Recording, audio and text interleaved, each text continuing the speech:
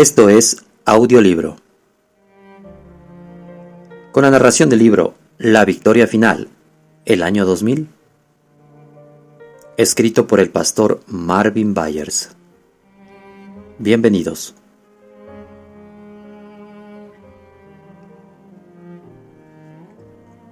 Episodio 7. Capítulo 6. El principio y el fin.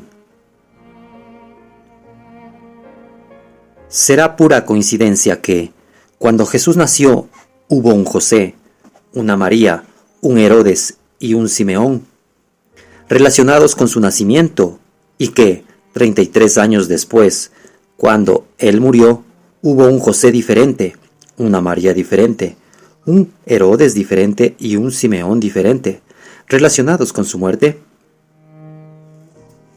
Nota 1. Simeón y Simón son el mismo nombre en hebreo. Vea el diccionario griego Strongs, número 4826. Asimismo, note que ambos nombres se usan para referirse a Pedro, en Hechos 15, 14 y Juan 1 del 41 al 42, versión King James. ¿Y por qué fue él a Egipto al principio de su vida y de nuevo al final de su vida? Apocalipsis 11:8 dice que él fue crucificado en Egipto espiritual. Será significativo que el primer acto del ministerio terrenal de Cristo fue servir vino, en Juan 2 del 1 al 11, y el último acto en su ministerio terrenal fue servir vino. Marcos 14 del 23 al 26. ¿Por qué hubo una pesca sobrenatural al principio del ministerio de Cristo y otro al final? ¿Por qué él limpió el templo al principio de su ministerio y de nuevo en el fin? ¿Será casualidad que el nombre de David es el primer nombre humano registrado en el Nuevo Testamento y también en el último? Mateo 1:1, Apocalipsis 22:16. ¿Por qué estos principios y fines parecieron estar relacionados? ¿Está el Señor tratando de mostrarnos algo?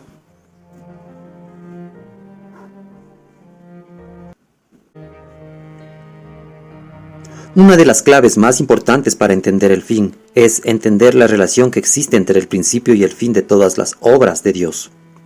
Hace unos años entendí que el Señor había arreglado los 66 libros de la Biblia como los capítulos de un libro. Los creyentes recién nacidos muchas veces quieren ir directamente al libro de Apocalipsis. Sin embargo, si no empiezan por el primer capítulo, Génesis, probablemente no entenderán el último, el Apocalipsis.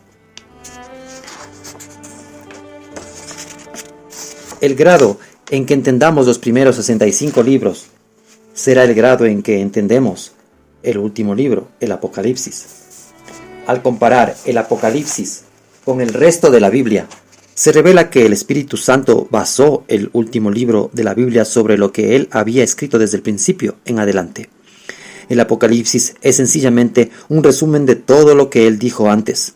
Por tanto, en cualquier estudio sobre los últimos días es esencial comparar el libro de Apocalipsis con otros libros y pasajes de la Biblia. Una de esas comparaciones aparece en el apéndice A de este libro. Las primeras palabras que Jesús le habla a Juan en el libro del Apocalipsis parecen ser una clave tremenda para entender el resto del libro y el mensaje del fin. Por naturaleza, el Señor no habla palabras vanas u ociosas. Nota 2. Seremos juzgados por toda palabra ociosa que hablemos. Mateo 12, 36 a 37. A pesar que a nosotros nos gustan las olas y los adioses muy largos que a veces no dicen nada, Dios no es así. Él va al grano y nunca desperdicia sus palabras. En Juan 3:2. Nota. La clase sobre el Evangelio de Juan discute esto en profundidad. Vea la guía de relación al final de este audiolibro. Nicodemo llegó a Jesús con un saludo florido y dijo: Rabí, sabemos que has venido de Dios como maestro, porque nadie puede hacer estas señales que tú haces, si no está Dios con él. Jesús no le dijo: Buenas noches, Nicodemo, Me da gusto conocerte. Entra, por favor. ¿Quieres sentarte? Qué linda noche, ¿eh? ¿Cómo está la familia? Entiendo que tienes 3 hijos, ¿no es así? ¿Quieres algo de beber? En vez de eso, Jesús fue directo al punto. Su primera frase fue la cuestión más importante en la vida de Nicodemo.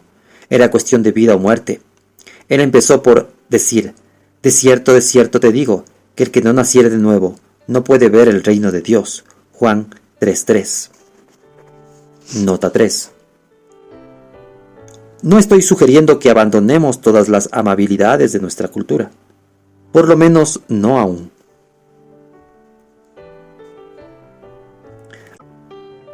Él parece hacer lo mismo en el Apocalipsis, en donde la primera declaración de Cristo es una clave sumamente importante para entender el libro entero. Él dice que Él es el principio y el fin, Apocalipsis 1:8. Justo cuando Juan estaba por recibir una revelación del fin, Jesús dejó claro que Él es el fin. Por esta razón, como dice Apocalipsis 1:1, el Apocalipsis es una revelación de Cristo, quien es el fin. Note que Jesús no dijo que Él simplemente estuviera en el fin o que fuera parte del fin. Más bien, Él testifica que Él es el fin y que Él es el principio. Esto es especialmente significativo a la luz del hecho que Él nunca cambia. Hebreos 13:8 declara: Jesucristo es el mismo ayer y hoy y por los siglos. Por tanto, el principio y el fin deben ser lo mismo. El Señor repite esta idea clave 6 veces en el Apocalipsis, lo cual muestra cuán importante es. Nota 4. Vea Apocalipsis 1:8, 11:17, capítulo 2, versículo 8, capítulo 21, versículo 6 y capítulo 22, versículo 13. Para entender mejor a aquel que es el fin, podemos acudir a Génesis y recibir una revelación de aquel que es el principio. Génesis es una revelación de los últimos días, tanto como el propio libro, el Apocalipsis. Ambos son una revelación de la persona, naturaleza, ministerio y caminos de Cristo.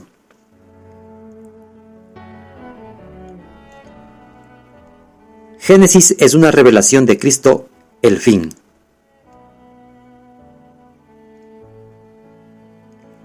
Génesis relata las vidas y obras de varios hombres de fe.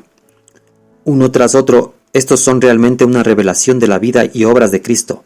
Esta revelación empieza por Adán, quien es llamado Hijo de Dios en Lucas 3:38.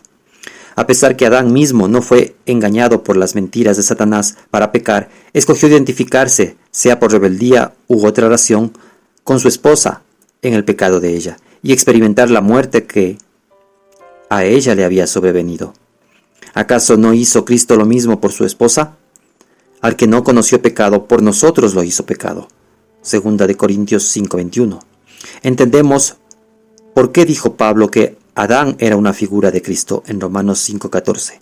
Luego vino Abel, quien no solo ofreció un cordero en el altar como símbolo del cordero, inmolado desde antes de la fundación del mundo, sino que, en un sentido, Abel mismo se convirtió en un cordero cuando el impío Caín, su propio hermano, se levantó y lo mató. Hebreos 12:24. Compara el derramamiento de la sangre de Abel con el derramamiento de la sangre de Cristo. También vemos a Cristo en Noé, quien construyó el arca de resguardo en la que toda su familia fue salva de la destrucción. Su padre Lamec dijo que Noé llevaría a los hombres al reposo. Cristo es quien ha edificado un arca de resguardo para su esposa e hijos, y quien nos lleva al reposo espiritual. Nota: para saber más sobre el reposo, lee el libro 6 días y un día. Encontrará la información en la guía de relación. Vemos a Cristo en Isaac, quien fue ofrecido en el altar por su propio padre. Vemos a Cristo en Jacob, el que pastoreó ovejas para obtener una esposa, como menciona Oseas 12:12. Esto es lo que el buen pastor hace hoy para ganar una esposa: la iglesia. Finalmente, vemos a Cristo en José. Nota: el curso de Génesis cubre esto. Vea la guía y de relación al final del libro. El que descendió a sufrir a Egipto y pagó el precio para salvar a sus hermanos, quienes lo habían vendido por 20 piezas de plata. Después de su sufrimiento, él fue exaltado al trono de Egipto. Cristo también descendió a Egipto al principio de su vida, para escapar de Herodes. Luego descendió otra vez al final de su vida, cuando fue crucificado en Egipto espiritual. Apocalipsis 11:8. Él fue vendido por 30 piezas de plata y sufrió para que sus hermanos pudieran ser salvos de la muerte, al participar del pan de vida. Al igual que José, Cristo ha ascendido al trono y gobernará este mundo para siempre. Génesis es una revelación de los últimos días.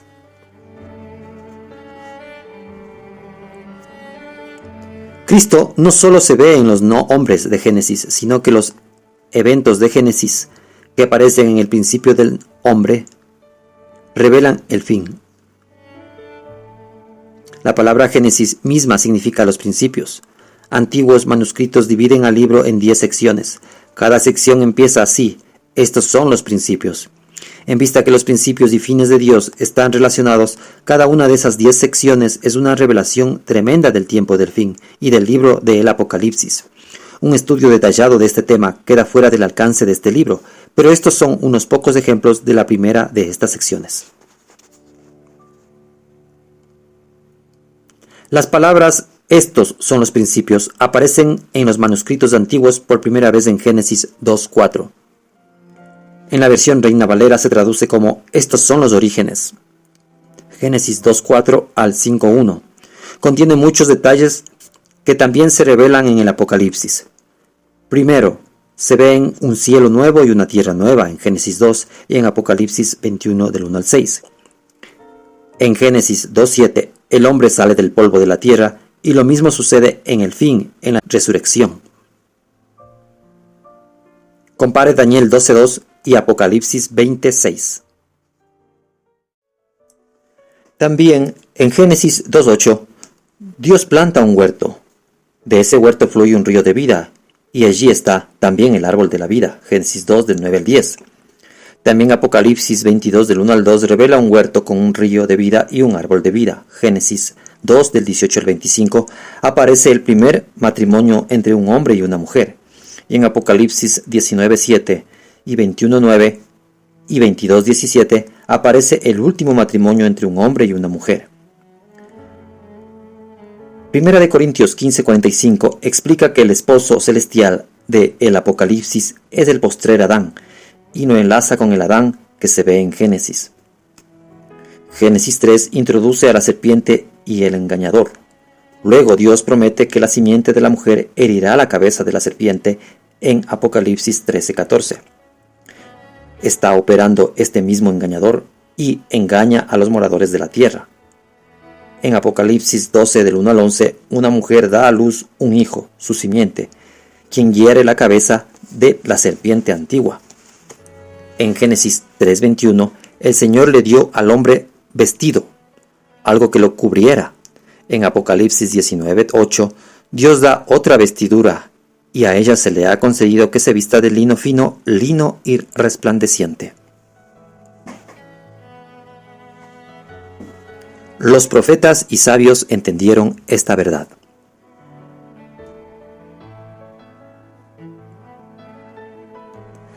El profeta Isaías también revela que el principio es la clave para el fin. En Isaías 46, del 9 al 10, él aconseja: acordaos de las cosas pasadas, desde los tiempos antiguos, porque yo soy Dios, y nada hay semejante a mí, que anunció lo por venir desde el principio. Desde que empezó el mundo, Dios se ha estado revelando a la humanidad por medio de los hombres de fe y por medio de los eventos que rodean sus vidas. Isaías confirma que lo que Dios reveló de sí mismo en el principio será revelado en el fin. Salomón, el hombre a quien Dios dio gran sabiduría, da mayor entendimiento sobre esta misma verdad en Eclesiastés 1 del 9 al 10. ¿Qué es lo que fue? Lo mismo que será. ¿Qué es lo que ha sido hecho? Lo mismo que se hará. Y nada hay nuevo debajo del sol. ¿Hay algo de que se pueda decir, he aquí esto es nuevo? Ya fue en los siglos que nos han precedido. Por tanto, La doctrina verdadera sobre el fin no contendrá nada que no aparezca también en el principio. Salomón asegura que nosotros jamás podremos decir que hay algo nuevo debajo del sol. Todo lo que sucede en el fin, en el Apocalipsis, será algo que ya sucedió en el principio. No hay nada nuevo. Alguien podría mencionar el rapto y decir, seguramente eso sí será nuevo, pero Enoc tuvo esa experiencia en el principio. Nota: el Señor no está contradiciendo su palabra al declarar en Isaías 43:19, «He aquí que yo hago cosa nueva, pronto saldrá a luz. No la conoceréis. Otra vez abriré camino en el desierto y ríos en la soledad». Abrir camino en el desierto es cosa nueva para Dios, en el sentido que Él nunca haya hecho esto en el principio. No, Él hizo precisamente esto por Israel en el principio. Entonces, ¿qué tiene esto de nuevo? En el mismo verso está la respuesta. A pesar que el evento en sí no es un nuevo, la magnitud sí lo es. Él le dio a Israel una corriente de una roca, pero en el fin le dará a su pueblo ríos en el desierto. La gloria de Cristo es que Él sirve el mejor vino por último en Juan 2:11. Aunque ninguno de los eventos del fin será algo que jamás se haya hecho antes, todos serán nuevos, en el sentido de ser mayores y mejores que nunca antes.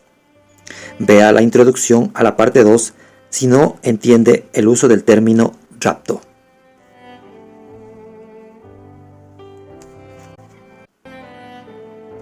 A la luz de la declaración del Señor, que Él es el principio y el fin, queda claro el dicho que la historia se repite. La historia, en inglés history, es realmente su historia, his history.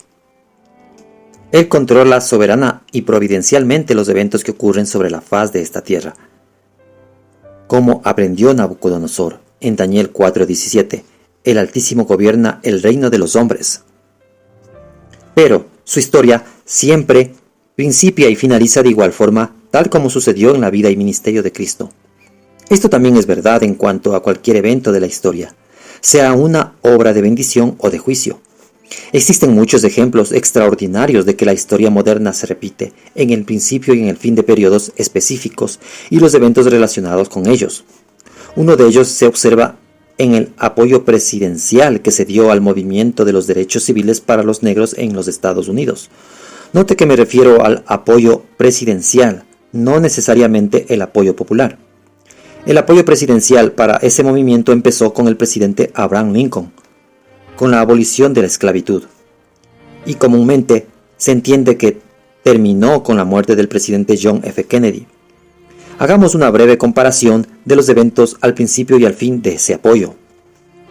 Lincoln fue elegido en 1860 y Kennedy en 1960. Ambos fueron asesinados un día viernes y en presencia de sus esposas. A ambos le dispararon en la cabeza. Los vicepresidentes que sucedieron a ambos se apellidaron Johnson. Los dos Johnson provenían del sur y ambos habían sido senadores antes de convertirse en vicepresidentes. Andrew Johnson nació en 1808 y Lyndon Johnson en 1908. John Wilkes Booth, el asesino de Lincoln, nació en 1839 y Lee Harvey Oswald, acusado de asesinar a Kennedy, nació en 1939. Ambos fueron asesinados antes de ser juzgados. La esposa de Lincoln y la esposa de Kennedy sufrieron la muerte prematura de un niño cuando vivían en la Casa Blanca. La secretaria de Lincoln, de apellido Kennedy, le advirtió a Lincoln que no fuera al teatro. La secretaria de Kennedy, apellidada Lincoln, le advirtió a Kennedy que no fuera a Dallas. John Wilkes Booth mató a Lincoln en un teatro y luego corrió a un almacén. Oswald presuntamente disparó desde un almacén y luego corrió a un teatro. ¿Sería lógico atribuir todo esto a pura coincidencia? ¿O es este un ejemplo de la relación íntima que hay entre el principio y el fin de su historia? Historia que él controla sobrenaturalmente sobre esta tierra. Seguramente la historia es controlada por aquel que declara que Él mismo es el principio y el fin. A través de los eventos de la historia, el Señor se revela a sí mismo y revela los caminos y sus caminos al hombre. Por esta razón, la historia se repite, sea moderna o antigua, porque Él nunca cambia y porque el hombre necesita las mismas respuestas y ayuda.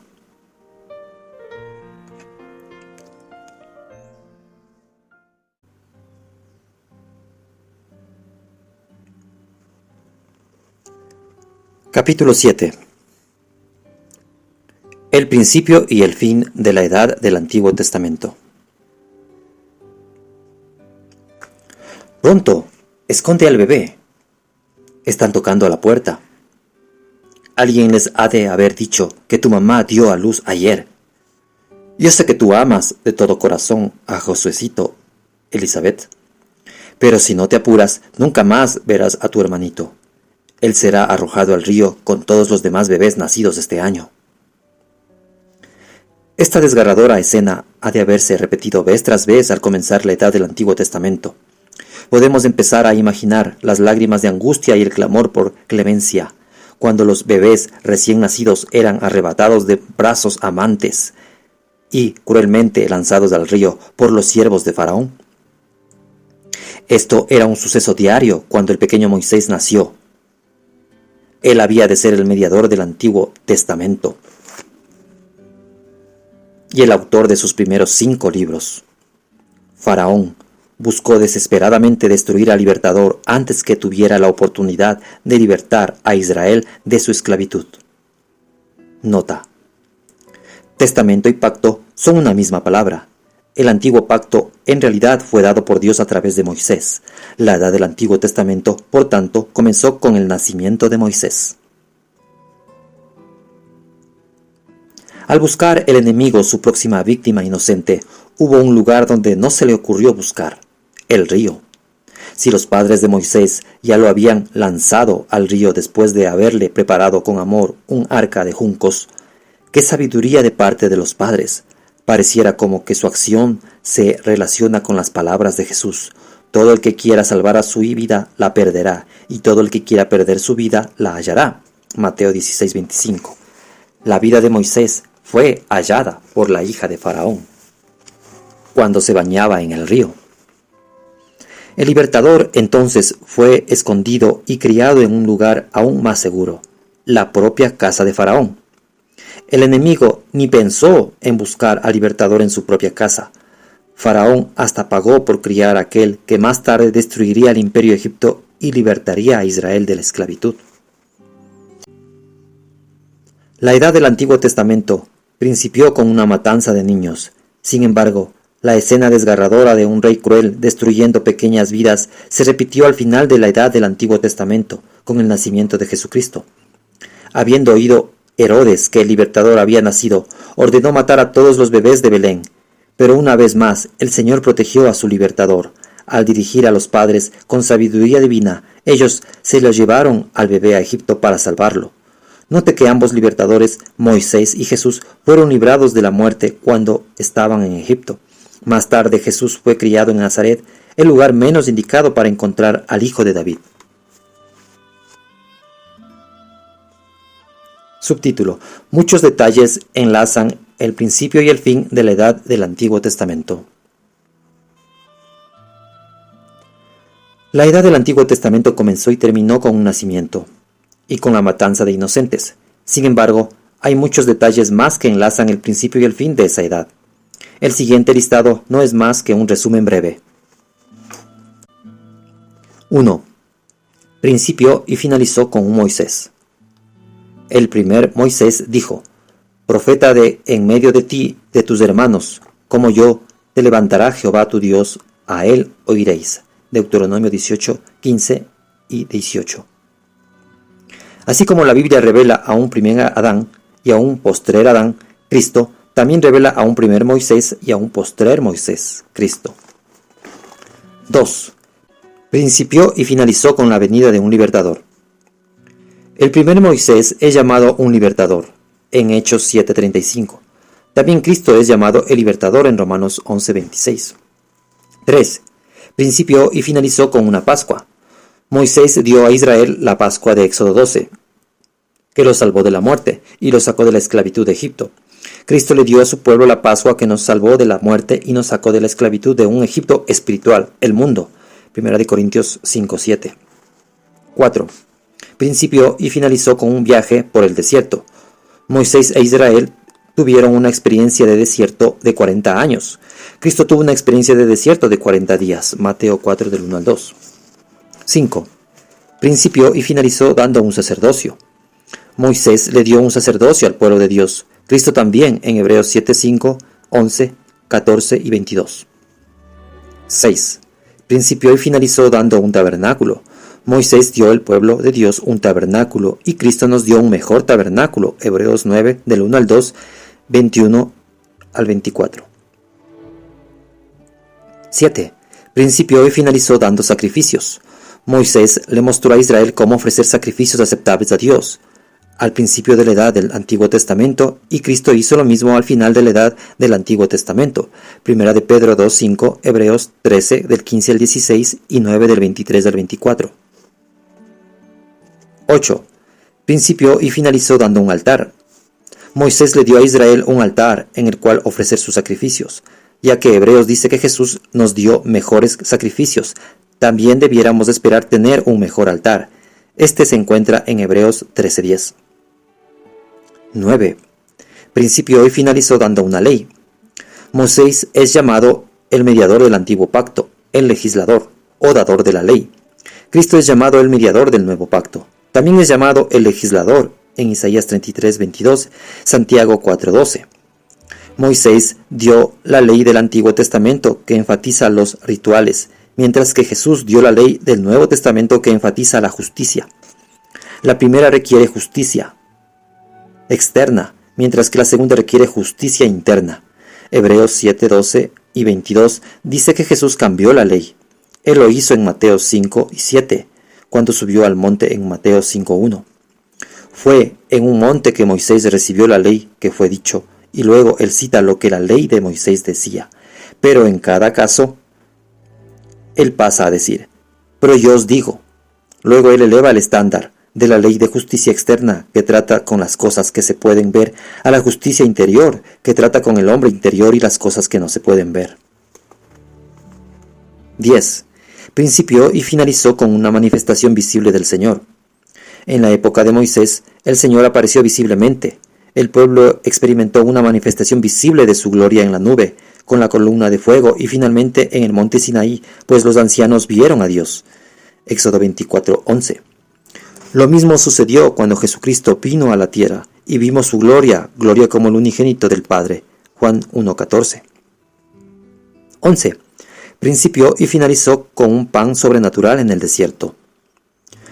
Dios alimentó sobrenaturalmente a su pueblo con maná, en un desierto natural, en Mateo 14:15. Jesús también alimentó sobrenaturalmente a su pueblo en un desierto natural, con el pan del cielo. Ve a Juan 6:32, en donde él enlaza este milagro con Moisés y el maná.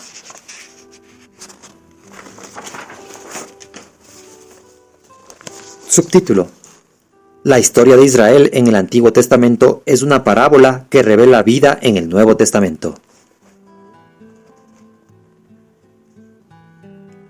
Jesús nunca le habló a las multitudes a menos que fuera con una parábola. Mateo 13:34. Una parábola es una historia natural y terrenal que involucra personas, lugares o cosas, pero la historia tiene un significado celestial o espiritual. La historia puede ser real o puede ser ficticia. Cuando Dios usa cosas e historias naturales para presentar verdades espirituales, estas comparaciones se llaman parábolas. En griego se denominan tupos. Esto es un tipo, que significa un símbolo o sombra. Cuando Jesús llegó usando parábolas, no estaba usando alguna nueva técnica de enseñanza que hubiera desarrollado particularmente para su ministerio terrenal. Más bien, las parábolas son parte de su naturaleza divina. El uso que Cristo hizo de las parábolas fue una continuación del método que usó, principiando por la creación del cielo y de la tierra, y luego por toda la edad del Antiguo Testamento. Nota: Salmos 49:4, 78:2 y Ezequiel 17:2, 24:3. Es más, Romanos 1:20 dice que la humanidad puede entender a la divinidad misma al considerar las cosas que Él hizo en la creación. Al usar historias y objetos naturales y cotidianos, el Señor en su sabiduría decidió enseñarle al hombre sus secretos espirituales profundos por medio de lecciones objetivas sencillas que se entienden con facilidad. El hombre carnal puede ver, oír, oler, palpar y gustar de la creación natural. Estas experiencias le dan un entendimiento del mundo en el que vive. Pero, si las consideran bien, también se le da un entendimiento del mundo de Dios y de las esferas espirituales. De esta manera, se simplifica mucho la tarea de Dios de enseñarle a un hombre terrenal sus verdades espirituales. Salomón fue un hombre que consideró bien la creación a su alrededor y pudo ver sabiduría y entendimiento en todas las obras de Dios. También disertó sobre los árboles, sobre el cedro del Líbano, hasta el hisopo que nace en la pared. Asimismo disertó sobre los animales, sobre las aves, sobre los reptiles y sobre los peces. Y para oír la sabiduría de Salomón venían de todos los pueblos. Primera de Reyes 4, 33 al 34. Salomón encontró sabiduría celestial escondida en todas estas cosas, grandes y pequeñas. Que Dios abra nuestros ojos para poder aprender lecciones espirituales de estas cosas naturales que nos rodean. Cuán ciegos somos a veces. De todas las parábolas que Dios le ha dado al hombre, la más grande y más larga que aparece en la Biblia es la historia de Israel. En este caso, es una historia verdadera, no es ficticia, como algunos creen neciamente.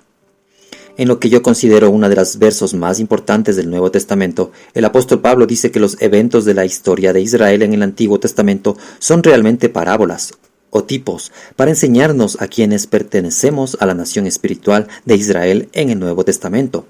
En cuanto a estos eventos dice: y estas cosas les acontecieron como ejemplo, y están escritas para amonestarnos a nosotros, a quienes han alcanzado los fines de los siglos. Primera de Corintios 10:11.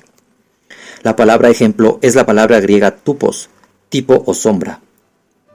Conocer este hecho es esencial para interpretar correctamente muchos pasajes neotestamentarios.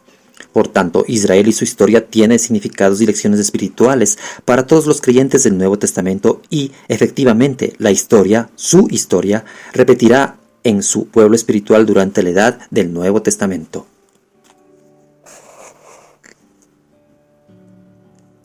En otras palabras, Dios primero trató con la nación de Israel en un nivel natural y terrenal, y luego, cuando fue inaugurada la edad del Nuevo Testamento, Él empezó a tratar con su pueblo en un nivel espiritual y celestial. Esta es una de las ideas claves en el libro de Hebreos, escrito para ayudar al creyente hebreo o israelita, para que hiciera la transición de la edad del Antiguo Testamento a la edad del Nuevo Testamento. Hebreos explica que en el Antiguo Testamento Israel era un pueblo natural, en un viaje natural, desde un Egipto natural hacia una Canaán natural, a través de un desierto natural, Hebreos capítulos 3 y 4, y les fue dado un sacerdocio natural, Hebreos 7, con un tabernáculo físico natural, Hebreos capítulos 8 y 9, en donde se ofrecía sacrificios naturales, Hebreos 10 del 1 al 4, sobre un altar natural, Hebreos 13:10. Hebreos también explica que en la edad del Nuevo Testamento el Señor ha llevado a la nación de Israel a una esfera espiritual. Ahora, todos los israelitas creyentes se han convertido en un pueblo espiritual, que están en un viaje espiritual, desde un Egipto espiritual hacia un Canaán espiritual, a través de un desierto espiritual, y les ha sido dado un sacerdocio eterno espiritual, según Él ordenó de Melquisedec, para poder ministrar a un tabernáculo espiritual y celestial. Hebreos 8 del 1 al 5, en donde se ofrecen sacrificios espirituales sobre un altar espiritual. Hebreos 13 del 10 y 15. Una comparación detallada entre las dos edades muestra que toda la edad del Antiguo Testamento puede ser sobrepuesta en la edad del Nuevo Testamento, en todos los eventos durante el periodo entre Moisés y la venida de Cristo. Se están repitiendo muy precisamente y en el mismo orden en una forma espiritual durante el periodo entre la primera venida de Cristo y la segunda venida. Más adelante veremos las pruebas de esto. El Israel del Antiguo Testamento ha sido una parábola muy precisa. Pablo confirma que este es el caso incluso en cuanto a los rituales de Israel en el Antiguo Testamento. Es más, esa es precisamente una razón por la que nosotros ya no necesitamos seguir esos ritos, porque eran tipos o sombras de una vida y realidad que habría de venir en la edad del Nuevo Testamento en Cristo. Pablo explica: por tanto, nadie os juzgue en comida o en bebida, o en cuanto a días de fiesta, luna nueva o días de reposo, todo lo cual es sombra de lo que ha de venir, pero el cuerpo es de Cristo. Colosenses 2 del 16 al 17. También Jesús revela la importancia del Antiguo Testamento y sus sombras. Él dijo: hasta que pase el cielo y la tierra, ni una jota ni una tilde pasará de la ley hasta que todo se haya cumplido. Mateo 5:18. El término bíblico ley no se refiere únicamente a los primeros 5 libros de la Biblia, conocidos como la ley de Moisés. Se refiere a toda la Biblia en el tiempo de Cristo. Era el Antiguo Testamento completo. Entonces, aún las jotas y tildes del Antiguo Testamento tendrán un cumplimiento según las palabras de Jesús. Nota: esto se explica detalladamente en el capítulo 13. Al hacer a la nación de Israel un pueblo natural primero en el Antiguo Testamento y luego un pueblo espiritual en el Nuevo Testamento, Dios reveló un orden divino para la vida de todo creyente individual. Nosotros nacemos primero como un hombre natural, terrenal, y luego conforme la vida de Cristo empieza a ser formada en nosotros. En nuestro segundo nacimiento, o nuevo nacimiento, nos convertiremos en un hombre espiritual celestial. Pablo menciona este orden de eventos en 1 Corintios, al explicar que primero es el hombre natural y luego el hombre espiritual. Quizás esto explica por qué en Génesis 22:17, Dios le prometió a Abraham que sus hijos serían como la arena del mar, gente terrenal, y también como las estrellas del cielo, un pueblo celestial. En conclusión, no es solo que el principio y el fin de la edad del Antiguo Testamento estén relacionados, sino que también revelan cómo será el principio y el fin de la edad del Antiguo Testamento. El siguiente capítulo lo confirmará. Al entenderlo, no solo se aclararán muchas áreas doctrinales confusas, sino que hasta será fácil entenderlas.